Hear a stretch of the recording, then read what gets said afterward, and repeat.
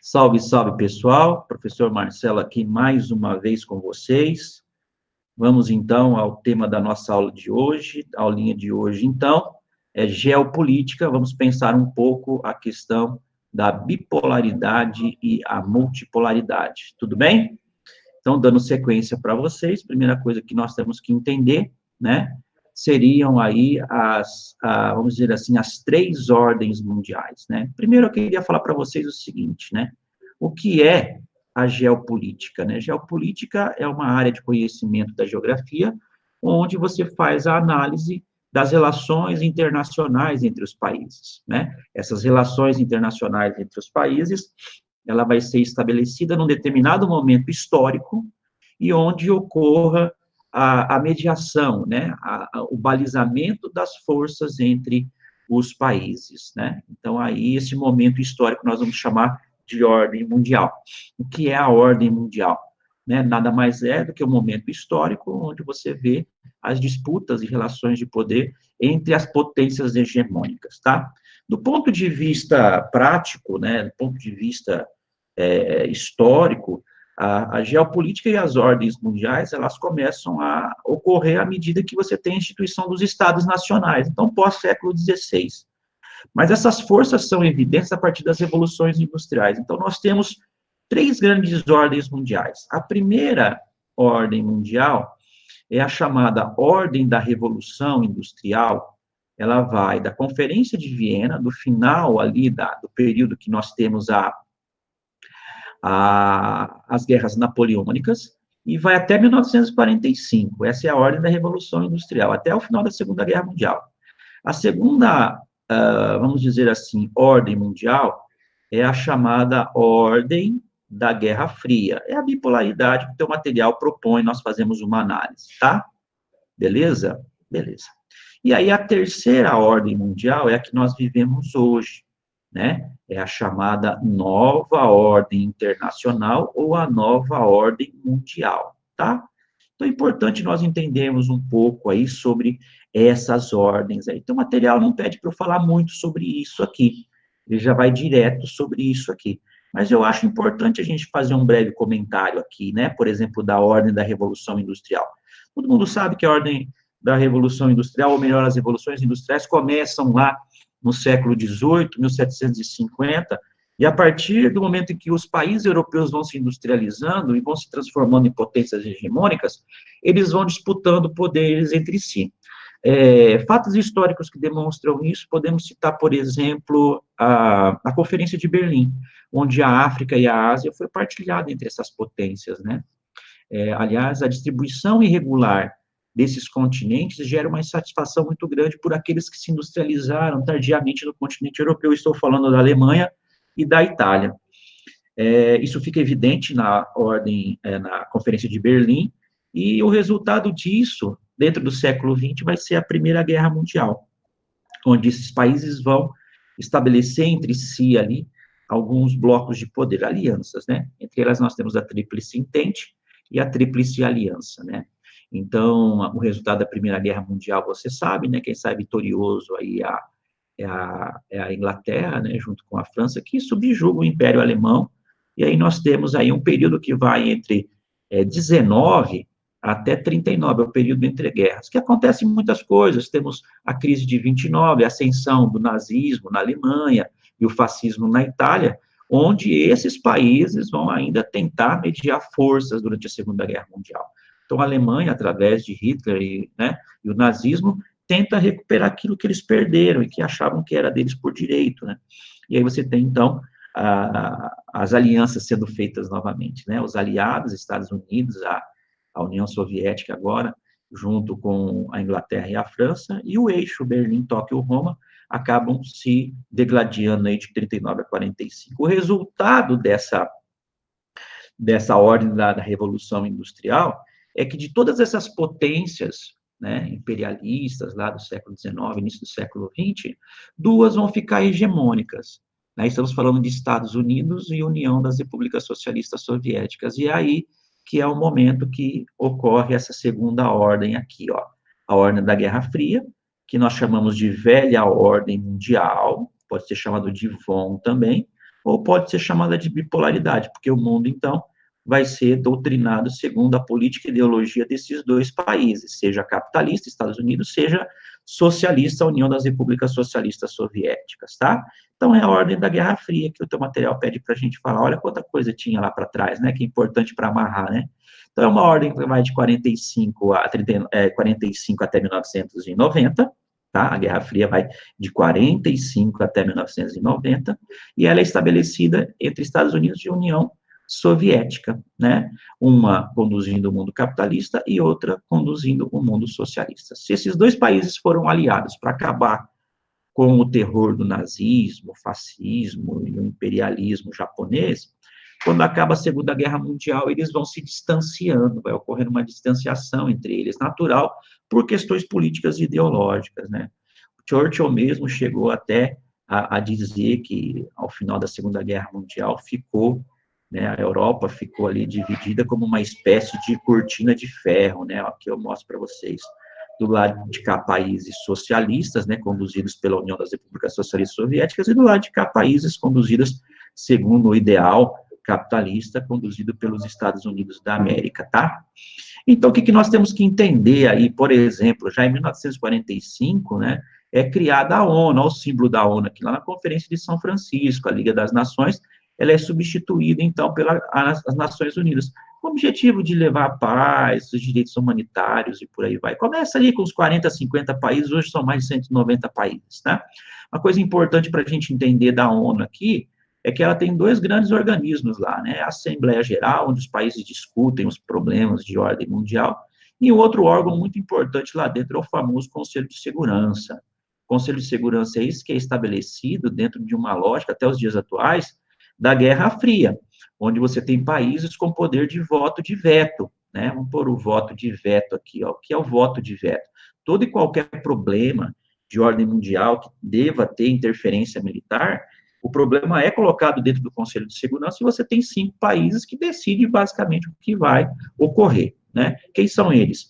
A Inglaterra, a França e os Estados Unidos, a China e a antiga União das Repúblicas Socialistas Soviéticas, hoje a Rússia. Se um desses países bater o pé e dizer que não vai fazer nada, os outros têm que recuar porque eles têm poder de voto de veto. Na essência, esse voto não funciona muito, não, porque eles não respeitam muito isso, mas existe esse órgão lá, né? Então, é importante você entender, né, que a aproximação entre eles, Estados Unidos e União Soviética, vai ficando distante à medida que vai ocorrendo a década de 40, 50, ó, lá, por exemplo, os Estados Unidos desenvolvem o Plano Marshall, ó, que é um plano de ajuda de recuperação econômica dos países da Europa Ocidental. Em contrapartida, para mostrar o seu domínio, a União Soviética cria o chamado Comecon, né? Que é um organismo que vai dar ajuda política e ajuda econômica para os países do leste europeu, né? Vai ser constituída a cortina de ferro ali. Se não bastasse isso, eles vão fazendo alianças militares, ó. O Ocidente vai criar a chamada OTAN, a Organização do Atlântico, a Organização do Tratado do Atlântico Norte, ó. A OTAN fica para o lado de cá, tá vendo?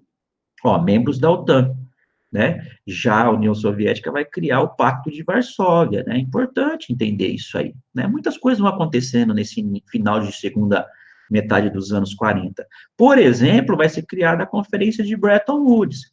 É uma conferência que vai tentar estipular as bases do comércio internacional pós-Segunda Guerra Mundial, né? Aqui você tem uma foto lá de Bretton Woods, uma cidade nos Estados Unidos, onde vai ser criado o FMI, onde vai ser criado o Banco Internacional para a Reconstrução e Desenvolvimento, vai ser criado o GATT, que é um organismo que vai tentar regular as taxas e tarifas e fomentar o comércio entre os países capitalistas, né? Tudo isso vai se procedendo. Essa primeira metade do século XX, esse período que vai de 45 até 1960, 70, é bem conturbado, é o período de distanciamento, de distensão entre Estados Unidos e União das Repúblicas Socialistas Soviéticas, né? Aqui, ó, temos o Plano Marshall, o mapa que mostra, né, o volume de créditos dados para os Estados Unidos, né, pelos Estados Unidos para esses países europeus do Ocidente e tal. Alguns países europeus vão entender que essa dependência econômica não é legal e vão estipular lá depois a SECA, essa SECA vai virar depois no Tratado de Roma, o Mercado Comum Europeu, a Comunidade Econômica Europeia, que mais tarde isso tudo vai virar a União Europeia, tá? Mas é isso aí, o Plano Marshall, né? E lá o Comecon, do lado da União Soviética aqui, né? Então o mundo começa a viver esse período aí, que é a chamada Guerra Fria, um período de disputas em que eles não disputavam diretamente entre si, colocavam os outros para disputar entre si, tá? É importante nós entendermos que pós Segunda Guerra Mundial vai acontecer um processo que nós chamamos de descolonização da África e da Ásia. E aí, um entendimento de que o mundo é dividido entre primeiro, segundo e terceiro mundo, tá? Então, o primeiro mundo, países capitalistas desenvolvidos, segundo mundo, países socialistas, e terceiro aqui, né, seria o terceiro mundo, países capitalistas subdesenvolvidos. Essa consciência de subdesenvolvimento, ela vai ser criada numa conferência, que é a Conferência de Bandung, que vai ser liderada pela Índia e que vai, né, demonstrar alguns países que estavam à margem desse processo de capitalismo e socialismo, países extremamente dependentes e tal. Então, é aí que você vai ter, né, a Conferência de Bandung acontecendo e tentando angariar esses países e criar essa consciência do subdesenvolvimento, tá? Isso foi muito comum também nessa primeira metade do século XX, tá? Uma coisa importante que vocês têm que entender é que quando acaba a Segunda Guerra Mundial, entre os países ricos vai ser criada a Conferência de Potsdam.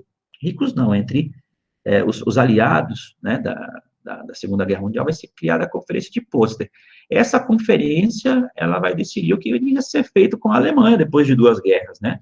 Então, nessa conferência vai ser definido que a Alemanha seria dividida em duas partes, ó, uma porção socialista e uma porção capitalista, dividida entre uma área britânica, uma área francesa e uma área americana, e a área soviética, tá?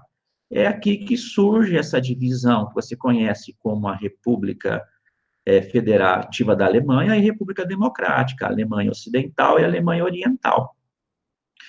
No primeiro momento, não ocorre essa divisão, que eu vou contar para vocês como ela ocorreu, mas, via de regra, é aqui nessa conferência de Potsdam que isso vai acontecer. Se não bastasse a divisão do país, a capital vai ser dividida também em duas partes, uma porção socialista e uma porção capitalista. Então, perceba, dentro da área socialista existia a capital, que também era dividida entre capitalismo e socialismo. Veja você que mais tarde, em 61, vai ser construído um muro que vai isolar essa parte capitalista do mundo socialista aqui dentro. É o famoso Muro de Berlim, tá? Na verdade, a configuração da República Federativa da Alemanha Democrática vai ser estabelecida à medida em que o Stalin, o líder lá da União das Repúblicas Socialistas Soviéticas, manda fechar essa fronteira aqui, tá? Em resposta, vai ser criada aqui a República Federativa da Alemanha, e aí ele vai criar a República Democrática. De democracia não tinha nada, porque era uma ditadura da pega lá, tá? Então, isso aqui é importante, o pessoal vai cobrar isso de vocês.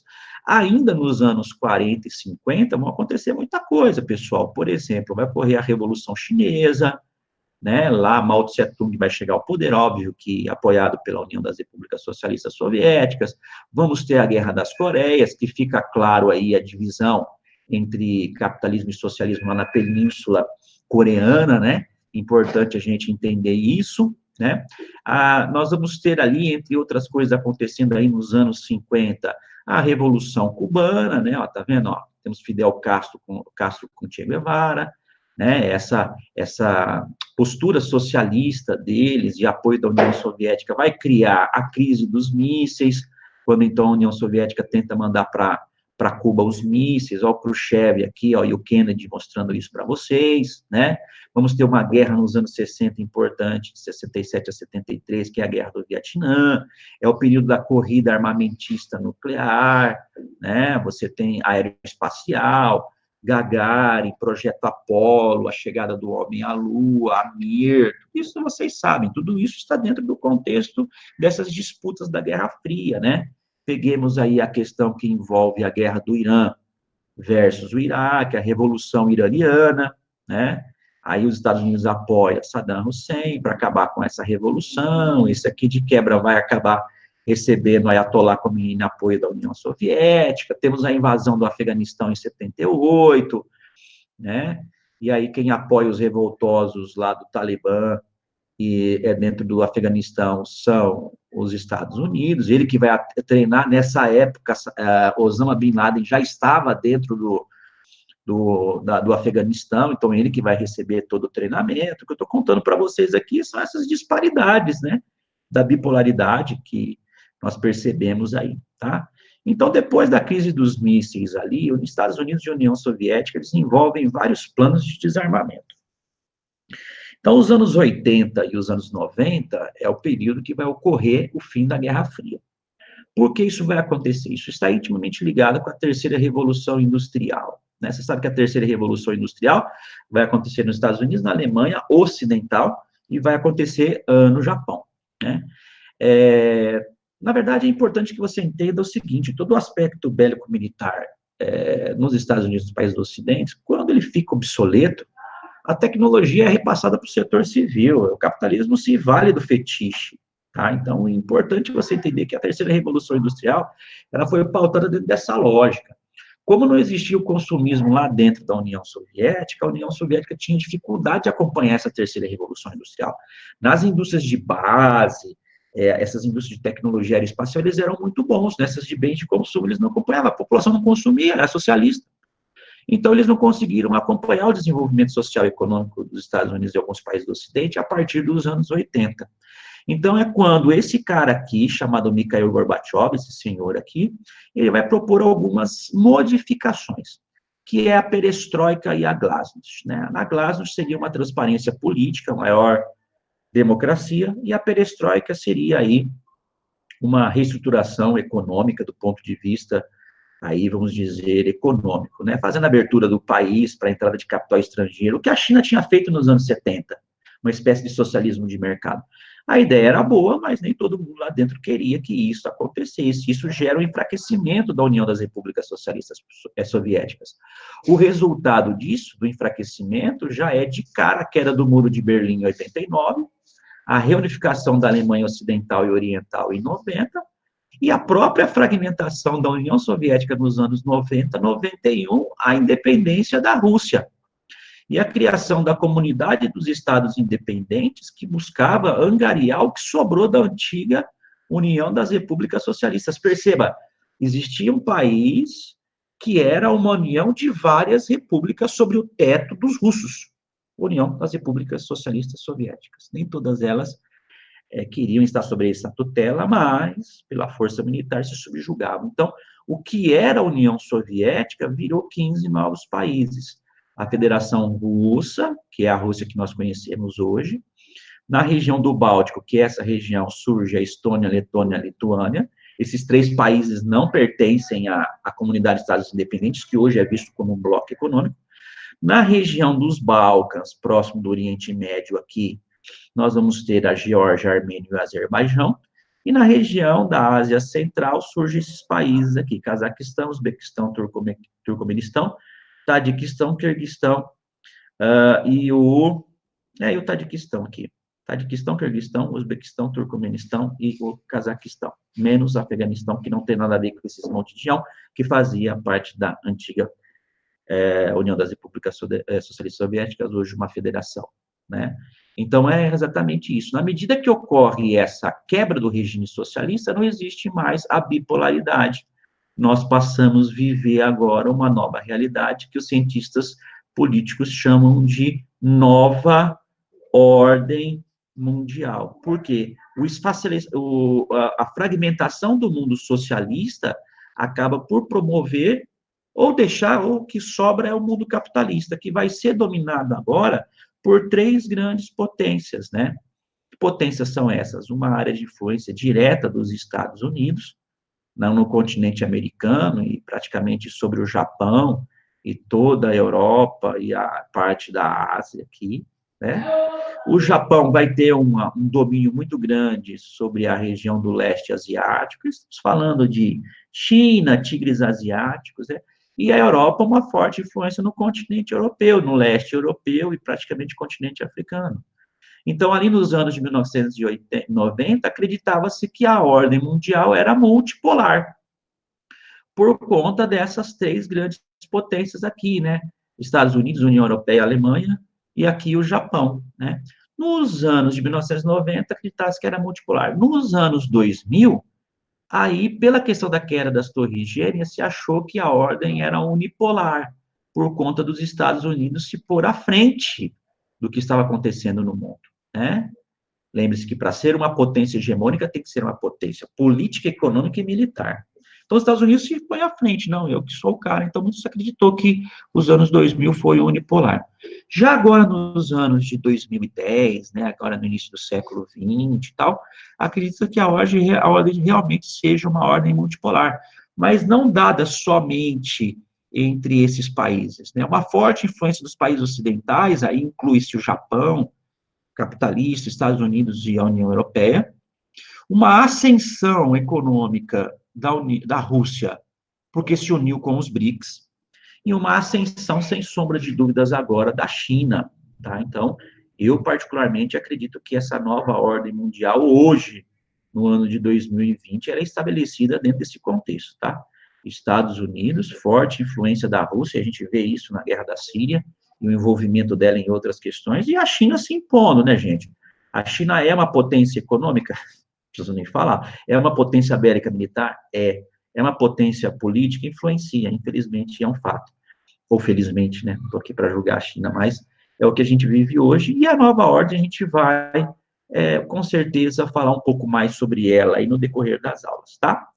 Então, aqui a gente fecha essa parte de bipolaridade e também início de